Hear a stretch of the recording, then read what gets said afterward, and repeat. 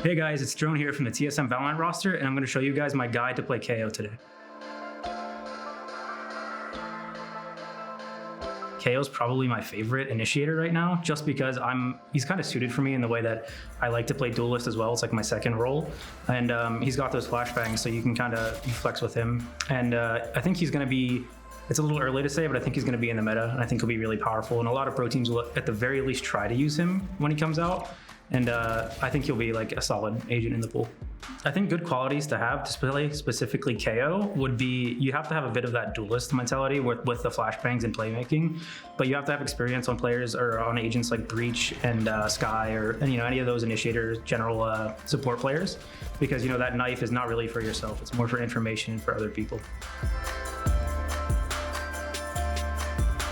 I think Duelist will synergize well with KO, specifically because he's an initiator and that's kind of what his role is meant to do, to set up the players for the frags. And considering Duelists are kind of that, he's suited for that. But anybody who can really go in after his knife or his ult will have a good time, because anything they have to stop you, including like cages, tripwires, alarm bots, are all going to be turned off. So it's gonna kind of like an entry's dream, specifically for me. If I was an entry and that was like a thing when I was playing entry, I would be very happy. I didn't have to run into any cages or anything. I definitely wouldn't recommend buying like a scout or an op or something if you're initiating, because you have to have a lot of utility out a lot of the time. And if you're opping specifically, that's kind of a bad combo. If you're opping, you want your gun out and you want your scope like up as much as you can. And you don't really want to be throwing things for people or taking all your utility out and having that downtime. So a rifle, SMGs are fine, basically anything but the op or martial. As an initiator, it's really important that you get utility, especially on rounds like where you don't expect to win it, but on partial buys or low buys, maybe even saves. It's a great way to like make plays with your teammates. Even if you're low buy, it's worth buying, because you never know when you could use it, especially if you get a lucky pick or two. Suddenly the round becomes winnable, and that flashbang can make the big difference. This is my G Pro wireless. I use the mouse 3-bind right here, where you press the scroll wheel in for my first ability on my character. So for instance, on KO, that is his explosive grenade or his pulse grenade. It's nice, it's really convenient. I can pull it out quickly if I need to rapidly like run away and throw it on the ground or get away. So I really like it. KO's flash is really useful for pop flashing things, which is a bit of a strange concept maybe to most Valorant players, but for CS players, it'll be something that's really normal. So pop flashing is when you throw a flashbang and the fuse is timed so that right as soon as it goes around the corner, it explodes and it blinds everybody in the area you're flashing. They don't really have time to react to it. KO's left click flash is better for teammates, so that's not something you're really going to use for yourself too much. That's more the right click, but the left click is great for setting people up. So that instance I gave in Ascent B main is perfect. You can throw that flash from near CT spawn for someone that's close. It goes around the corner. You're pretty safe. You're not too close or too into it, and your teammate can go and get the kills. It's really important with KO. Communication is big. So if you're going to flash for a teammate or you're going to throw the knife for information or anything like that, you really need to let people know so that they can capitalize off it the best that they can, and they can get the kills that you're setting them up for. On the other hand, the right click ability is more selfish. It's something that you throw right in front of yourself. It's a very short fuse, so it's a little harder to communicate. Something that people might not know, especially if you didn't come from Counter-Strike, using KO's flash ability, especially the right click through smoke grenades, can be really powerful. It'll come through and explode immediately on the other side. So the other team will generally not have time to turn around or look away from that, and it'll get a lot of usage. In terms of defensive abilities, the flashbang can be used as a defensive ability in terms of delaying the enemy team. It won't get you kills per se, but it'll slow them down enough that maybe you'll have a rotate come in and it could be the difference maker in a round. So it's a little bit versatile in the way that you can use it as an offensive ability to take space or something to delay the other team. KO's 0-point ability, or his knife, is a projectile that you can throw and it'll stick to any wall that you hit it with, and it will have an area of effect around it, and it'll also go through walls that will disable any enemy abilities that get caught in that area. So if the agent like Killjoy is in the area when it goes off, all of her alarm bot, her turret, both her mollies will be disabled for 7 seconds.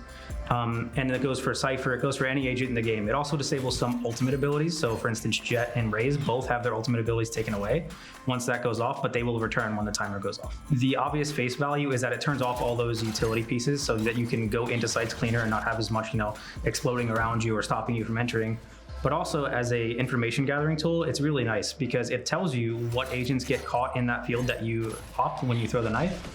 So you can get information without necessarily having to go into an area and risk dying. So for instance, hookah on bind, you can throw a knife that lands on the roof, it'll explode and get all of hookah, and you can tell if anyone's playing inside or not.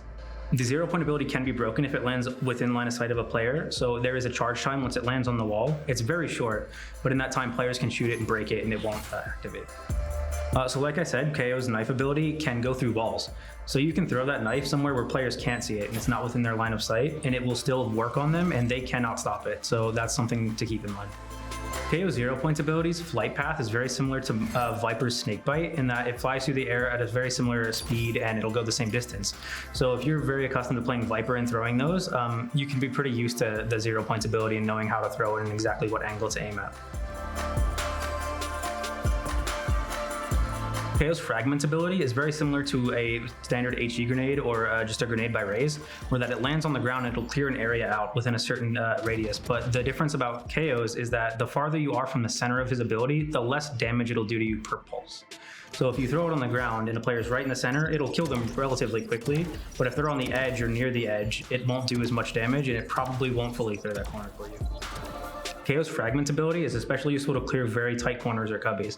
So on A and Ascent, that little cubby to the right when you enter A main, where a lot of players like to hide near the ultimate orb, you can throw a lineup with a fragment grenade to get into that corner and clear it out for you if you're trying to do a re-aggression into A main.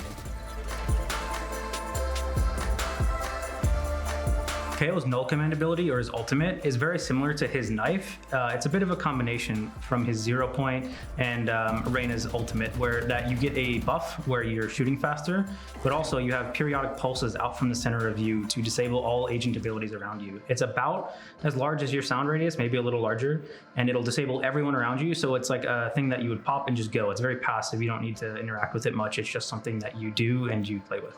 The ultimate ability also adds the possibility to be revived when you go down as a KO. So if you're in your ultimate and you get killed, you won't actually fully die. You'll go into a down state where within a period of time, your teammates can come and revive you as long as they're within cover, and you will be able to play the rest of the round.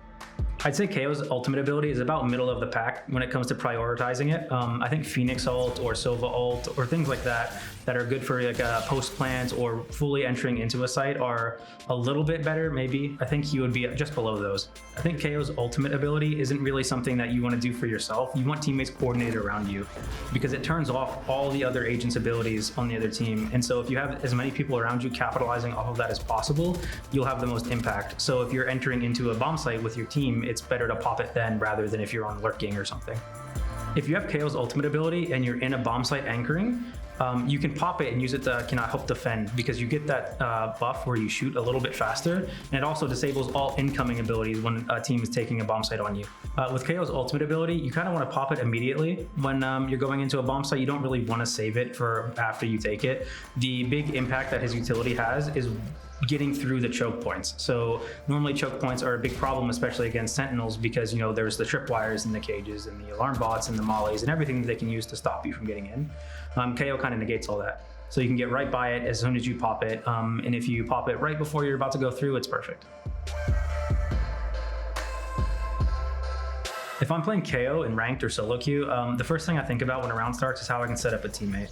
So if I can notice one of maybe my jet player is going for a pick, or a duelist wants to go for a fight, I can offer my utility for him. I can throw my 0 points or my knife at the wall to disable what they're doing when you push.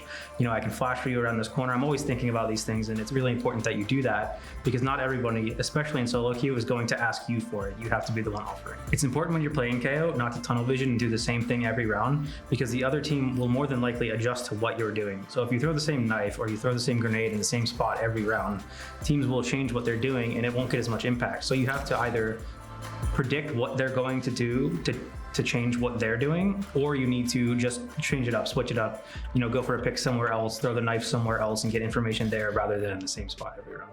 If you're trying to climb the ladder as KO, it's important to use your flashbangs properly. A lot of people will just kind of throw them randomly at walls or not communicate them and not get the most use out of them when they use them.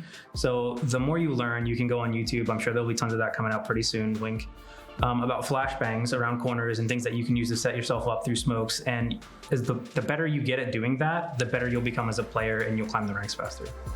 KO as an addition to the agent pool is really exciting because he does something that no other agent has done. A lot of the times they introduce agents that are just kind of a rework of what's currently in the game. You know, Viper Smoke, Omen Smoke, Brim Smoke, Jet Smoke are all smokes and flashbangs, but KO disables abilities and no one can really do that yet. So I'm really interested to see how he slots into the meta, and I think it'll be a really exciting time for him. Thanks for tuning in and checking out my KO guide, and huge shout out to Logitech G for making the video possible. Don't forget to like, comment, and subscribe, and to let us know what other guides you want to see down below.